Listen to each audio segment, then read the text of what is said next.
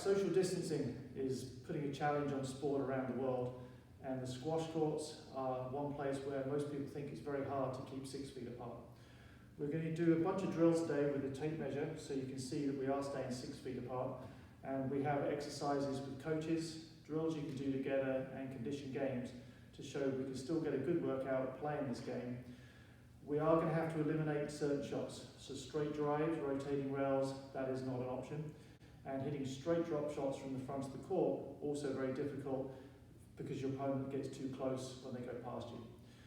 So for these drills, we're going to use one ball, we're going to take it out of the box, no one's going to touch it. If someone does touch the ball, then they will be the ball carrier for the day, so they would have to take the ball home with them. So everything we do today, keeping the ball out of the hand, we're keeping 6 feet apart, and we're trying to stay healthy. Today I'm joined with John Geeky, head pro in Cincinnati, my assistant Weenie Lowe at the Cincinnati Country Club, and I'm Nathan Dugan, head pro at the Cincinnati Country Club. So enjoy the video. In the first section, we are going over drills where a coach is feeding a student. The coach here is anchored in the backhand back corner, meaning the student always hits the ball back to where the coach is standing. They've started with one shot here, but are now adding a progression by adding a drop shot for a straight drive feed from the front. These drills can be random, where the student doesn't know where the feed is going, or they can be a progression where the student has a set pattern. They've now added a volley, and they can also add a cross-court volley. These exercises can be coach-fed, or they can also be partner drills where each player takes turns in being the coach.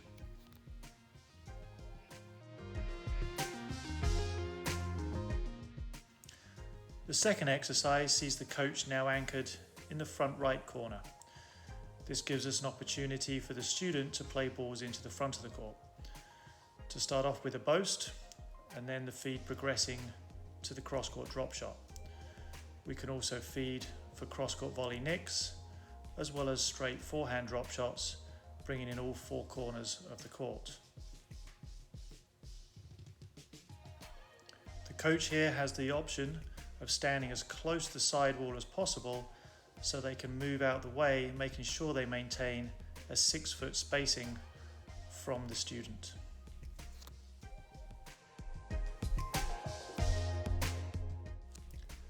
The third exercise allows the student to play a straight drive from the back of the court. This is hard as we can't do rotating rails as we get too close to each other when we move back to the tee. But here the coach can keep the ball in play with volleys and keep their student running across the back of the court so they still get a good workout. In the next exercise, the student is trying to put the ball past the coach with a straight drive. The coach maintains volleys on the middle and can play the ball either straight or cross court, keeping the student moving at the back of the court. There we saw the student get one by the coach. We have now reversed it where the coach is in the back corners. They are feeding and the student is playing volleys to either corner.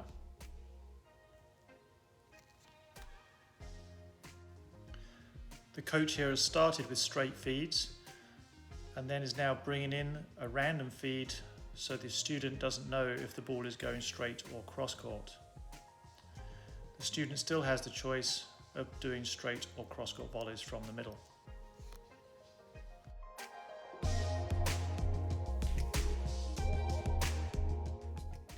In the second section of the video, we are looking at partner drills.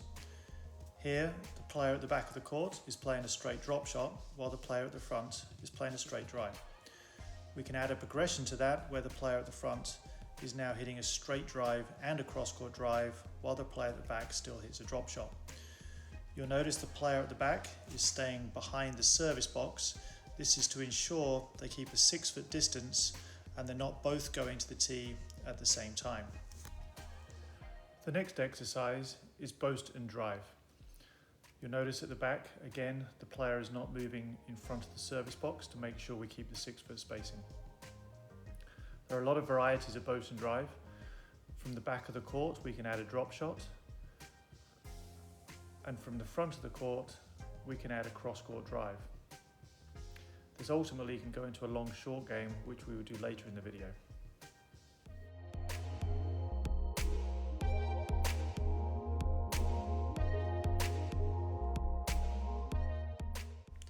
Partner drills can be used just for practice, or you can make them competitive by adding a score if a player misses a target, such as not getting the ball behind the service box or the player at the back of the court hitting the tin. It is very difficult in a lot of exercises to play a straight drop shot and have your partner pick it up, as we get too close to each other to maintain 6 feet apart. But with this drill, hitting 2 shots, it enables the player at the back to hit a straight drive, also enables the player at the front to play a straight drop shot, retrieving their own shot with a straight drive to keep the drill going. We are still hitting 2 shots in the next drill, but we are adding a straight drive and a cross-court deep from the back of the court. This enables the players to change position from the front to the back. We would need to do this on both sides because, as you can see here, we're only using 3/4 of the court.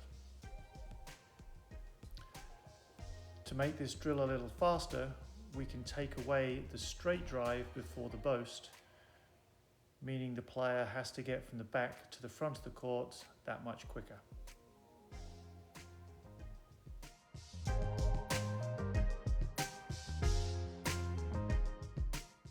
Again, you can see when moving to the front of the court, we're not going aggressively to the tee, but more straight to the front to keep the spacing.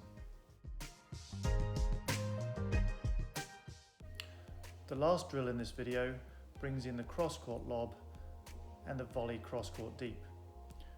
You can see both players are staying on their own side of the court, even though they're being active to the front and the back. When moving to the front, we're still staying on our side and not being aggressive moving to the tee.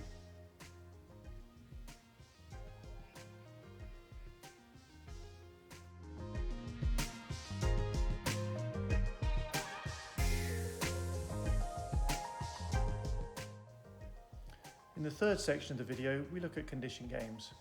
We've put together 6 fun games that still maintain spacing on the court. In the first game here, we're doing a long short game where the player at the back can hit straight drops and boasts, and the player from the front can hit straight and cross-court drives. If you're an advanced player at the back of the court, you may bring in a cross-court drop shot, but for most players that may be too dangerous.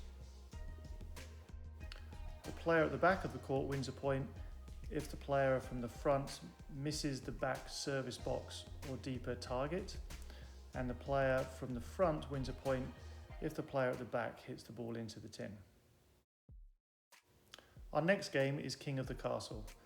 Players score a point by making the ball bounce in the opposition's back corner of the court. This means there will be a lot of volleying as the player defends their back territory. You can hit the ball back to yourself, and if it bounces in your own corner, the opposition still scores a point.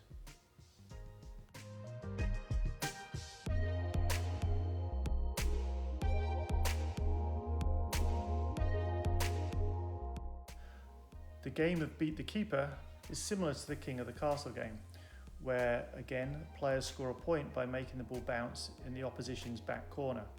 The difference is here the ball cannot go above the opponent's head, making for lots of quick, rapid-fire volleys and reaction shots at the front of the court. Once again, players can score an own goal if they hit it past themselves.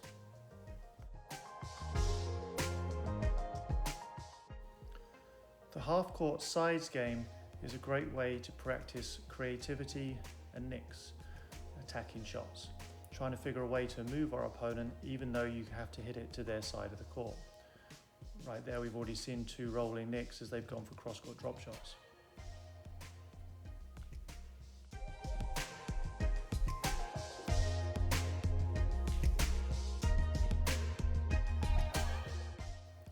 By adding a 2 shots condition, allowing the player to hit the ball back to themselves as a feed, it brings in more opportunities to go for cross-court nick winners. You'll notice the players serve by feeding the ball off their racket rather than picking it up in their hand. While the players have the option here of hitting 2 shots, they can also hit the ball cross-court on their first attempt.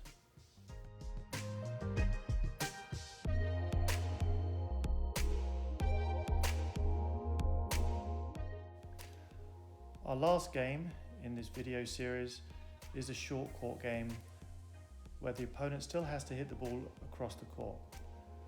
Players start with a boast, again keeping the ball out of their hand, and after that they have to be creative in finding ways to move the opponent into the front of the court. While social distancing and squash don't go hand in hand, hopefully these videos will enable you to keep up your game for when we are able to play full court matches.